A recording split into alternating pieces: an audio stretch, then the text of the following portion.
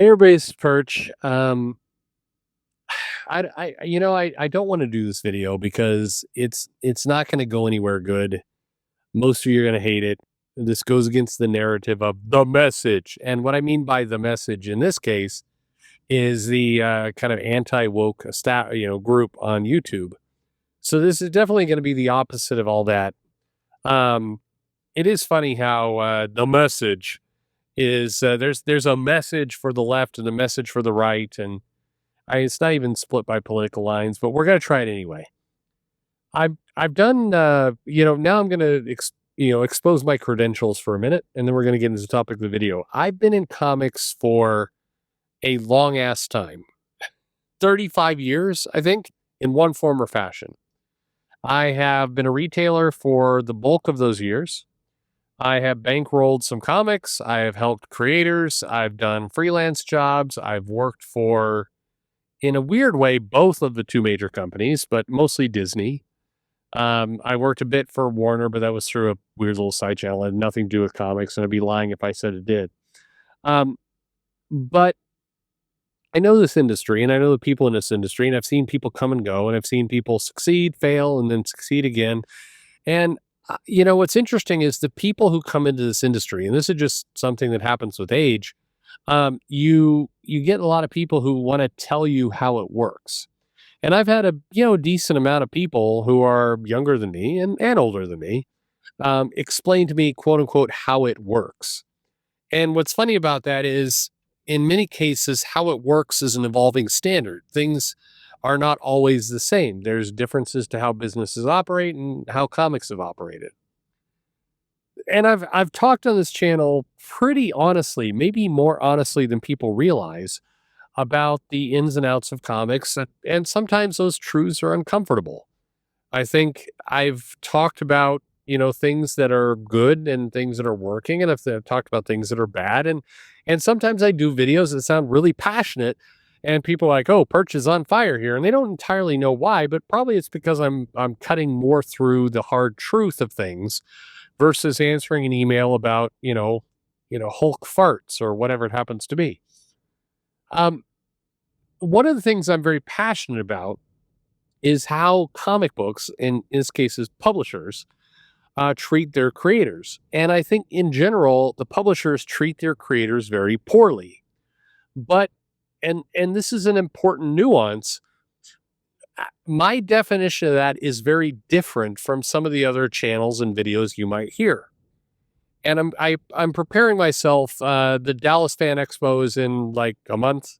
I'm going to meet up with a lot of my YouTube peers. I think I'm hosting a dinner maybe for a lot of them if we can work it all out. We'll see. I'll do a complete douchebag dinner where I'm like I get a private room or something and a bunch of us get to come and everybody will feel gaslit by me. Anyway, um, but I have with anything, a lot of comics and what should happen is subjective.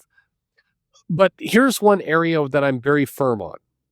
And, we just learned, um, God, is Dallas Fan Expo in a couple weeks? Maybe it's like 2 weeks. Fuck, I have no good concept of time.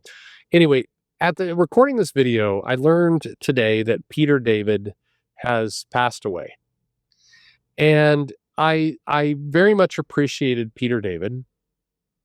I liked his work. I got to meet Peter David several times. I've got a lot of things signed by Peter David. I think I have my entire X-Force collection signed by that he was on, signed by Peter David. I've got a Zorro book that I bought for myself and I bought for Sean Gordon Murphy before he had done his Zorro book, and I got Peter David to sign it, and I gave it to Sean. And I've had good conversations with Peter. Um, he was he's a major part of comics, and a lot of people remember him for kind of the Hulk or X Factor or stuff like that. I remember him for, in some cases, standing up for creator rights against, at the time, Todd McFarlane and Eric Larson back in some of the trades that were out there. Peter David wrote a dissertation on Aliens and why it was a better movie than Alien that I will always remember. He's a great guy. Um, Peter David kind got cancer. He fought valiantly and ultimately died. He had a GoFundMe and he was trying to raise money for what was pretty expensive treatment. And I am seeing a lot of people today, and hopefully this changes, but who knows? They're doing the immediate hot take of Marvel killed Peter David. And the logic there is that Marvel, as the publisher, as a corporate entity owned by Disney, had a responsibility to, not have Peter David, basically have to go to a GoFundMe in order to raise money. And I've talked to a couple of people on text, and the problem is it's a tough subject because on one hand, I agree Marvel had a responsibility to do more, not just for Peter, but for Alan Davis, for Steve Ditko, for a million people, for all kinds of people, both living and passed away. I think the comic companies have a responsibility for a Jay Lee, for a Tim Sale, for lots and lots of people. That's not a shot toward, Jay Lee. But, I think that comic publishers, particularly the big two corporate entities, do have a responsibility to do more. But my definition of do more is, from what I've learned in the last 8 hours or so, very different from a lot of people who are commenting on this. Um, to me, the problem in the comic industry is that it uses I don't know if the word is loophole, but it uses a system that benefits a corporation, but doesn't benefit the people working for it. And that is the freelancer work for hire method. If you are a publisher and you're printing a book and you're profiting off of the name of a Peter David or a, whoever it might be, I'll piss all of you off, profiting off of Tom King, whatever, any creator. I think at that point you established as the publisher more of a relationship between you and the creator. And therefore, you should not just pay them more, although comics desperately needs more money in it. You should start to contemplate things like insurance and long-term security. And you would want to do this both for kind of human good. It's better if your creators are healthy and taken care of, but it's also out of greed. If you take care of your creators and you make them whole financially, and you basically make it very attractive to stay with your company, then they're less likely to go work for the distinguished competition, as Marvel would say, and you get to a place where you're getting stronger, more powerful results. I'll give you an example that may be a weird one. You're Marvel, and you have Brian Michael Bendis. And Bendis went through a pretty bad illness, like life-threatening illness, while at Marvel. And Marvel did some nice things. They made sure he had some work on the back burner. They made sure they did a great job of getting more of his stuff into print in trade, so he had some more royalties, and they did a lot of things like that. But what they didn't do was provide the kind of financial security that, 75%, 80% of the companies in America do, which is stock options, or stock, depending on private or public, health insurance, long and short-term incentives, STI and LTI. Um, they don't do any of those things. So while it's nice that they put, Bendis's stuff into trade, that still puts a lot of the work and the security at risk. And so when Bendis started to get healthier, he went to DC. And DC didn't know what to do with him. And now he does, he basically is out doing independence and, very little work right now in comics, relative to the way he was doing. And what a waste. If you're a publisher, that's just a bad business decision. Selfishly, it is better to have stable creators doing work, feeling indebted to your company so they keep doing work, versus a stable of creators that are scraping by, praying that you remember to pay them off of trades and, basically wondering where the next gig is. So I've heard several people on YouTube talk about how, Marvel basically left him penniless, meaning Peter David, and forced him to go to GoFundMe. And to me, that's the wrong conclusion to take from this story. The right conclusion is Marvel should have done more to make the business attractive. So a writer like Peter David could have felt, financially and from a health perspective, whole. Now, I mean, Peter David, had a divorce and had some money, basically lost some of the money. And there's a lot of aspects to Peter David that, are mitigating circumstances, as you would say.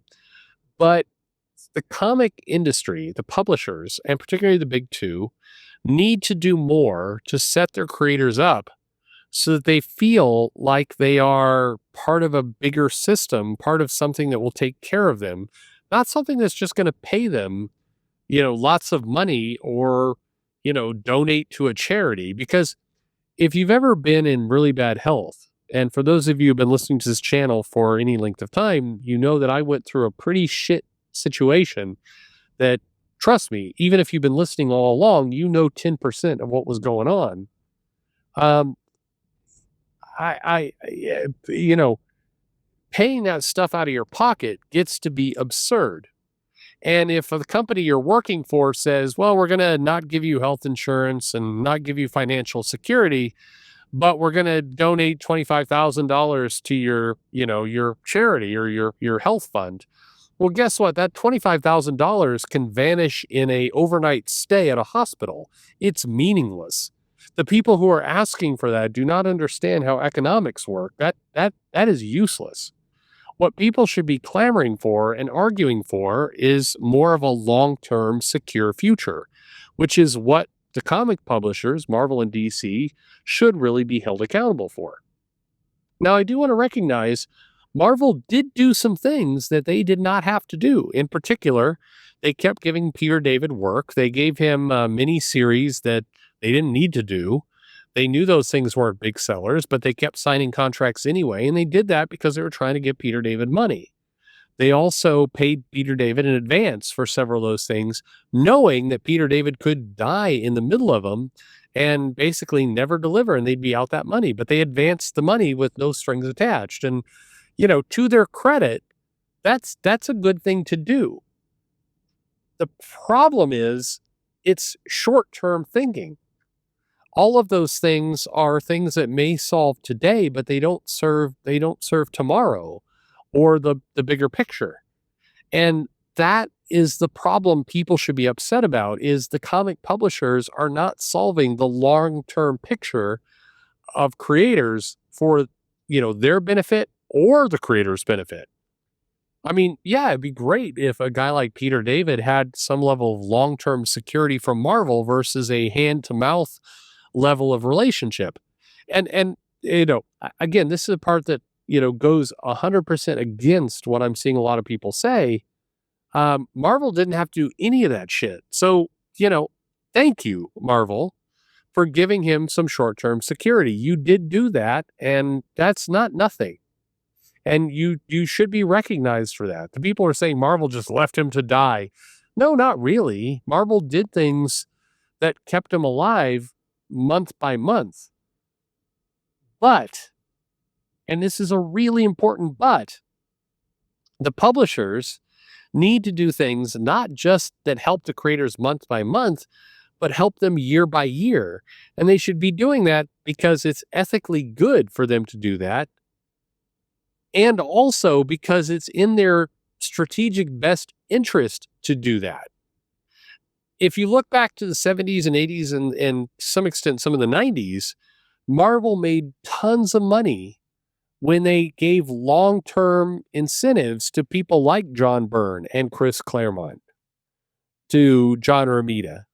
It was in the best interest of those companies to keep those guys whole. The problem is, back in those days, a lot of that was done on a handshake and a, trust me, bro, type of relationship, which, turns out in the 70s and 80s, people were more ethical and that worked. But in today's times, for one, they're not even offering any kind of trust me, bro kind of deal.